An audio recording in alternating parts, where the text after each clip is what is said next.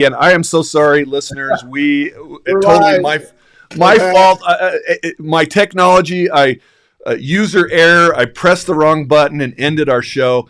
Listen, we had a question from one of our listeners that said, "How can you stand out in an interview? What can you do to separate yourself?" Christian, I want to answer this.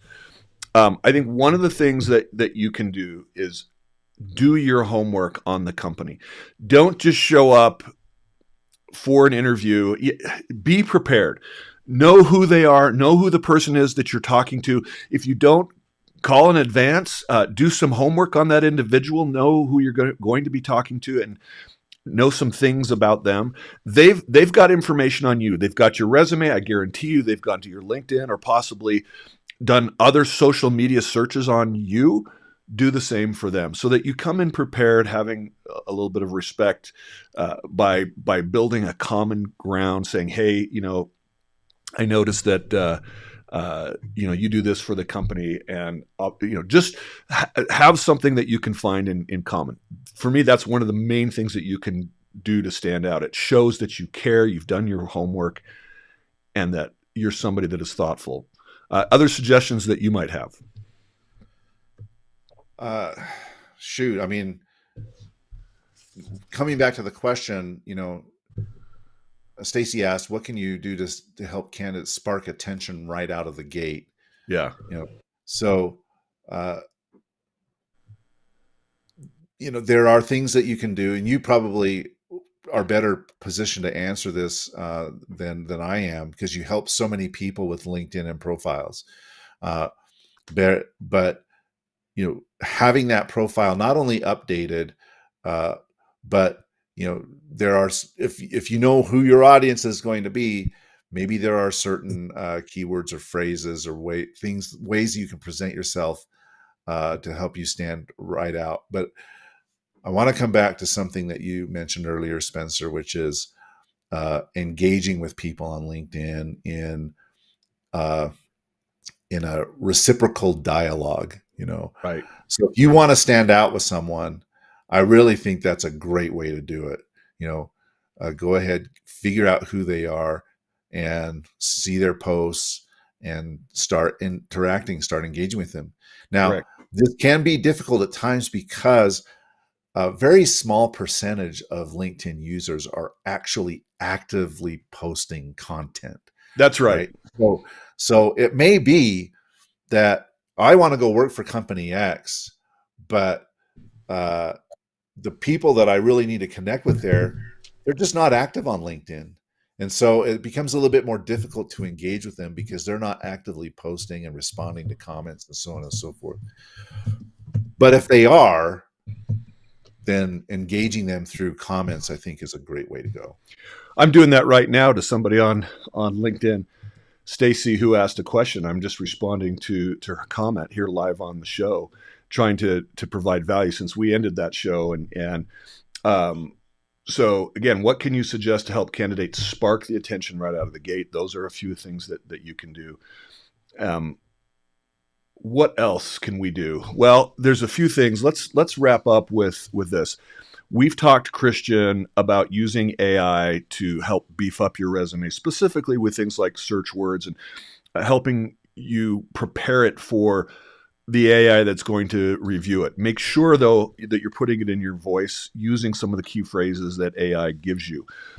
Use AI tools to help you prepare for the interview. But when it comes to this show, we are all about teamwork. We are all about connection. We are all about working with humans. And so some of the most important things that you can do are leverage your own personal contacts. Talk to the people who care about you the most. It's not who you know that's going to help you find a job. It's who you know knows. So talk to your connections, and they can talk to other people or find different opportunities. I'm constantly doing that, or making referrals and opportunities, or sharing ideas that I know with people. You had a job post at the state, and I connected you with somebody in my network. Do that for people. Do that for people. Will do that for you, and that is there's another bias, and it's escaping me what it is. But people want to help you, and it's similarity bias, right? You're typically biased towards people who went to your college, like your sports teams, knew your family. We use babysitters who we trust in the neighborhood, that whose parents that we know, because of the similarity bias. So lean on those contacts that know you to help you and support you. I think that's one thing that you can do. There are other professional networking opportunities outside of LinkedIn. Join associations of your profession. Go to those meetings. The Project Management Institute has meetings, and they have job boards, and they have at their events, they have companies that sponsor those events that you can go meet with and connect with and develop relationships with. Find of your peers that work at jobs that you're interested in, to get to know them and see if they'd be willing to introduce you to people within that organization. I think those are fantastic recommendations, Spencer. And we've gone over our hour. Of course, we had a little technical issue there as we were wrapping up. But anything else that you want to highlight before we conclude our conversation today? No, Christian, just thank you for your time. And listeners, I apologize for my craziness. I press the wrong button and freak out. That's just the way it is. That's real life. It is real life. So we appreciate you, listeners. Spencer, you've done so much work for so many people, helping develop high-performing teams. What's the best way for our viewers or listeners to reach out and connect with you? On LinkedIn, just contact me. Send me a message. I'll respond. Unless you're trying to sell me something, or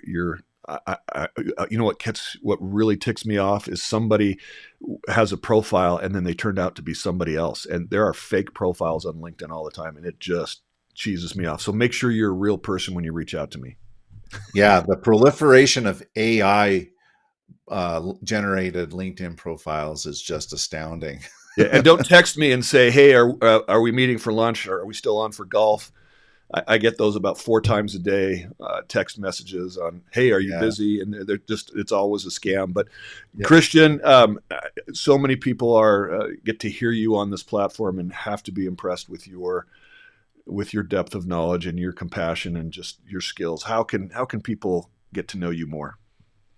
LinkedIn as well. Just look for Christian Napier on LinkedIn, and let's connect. I'm happy to speak with anybody.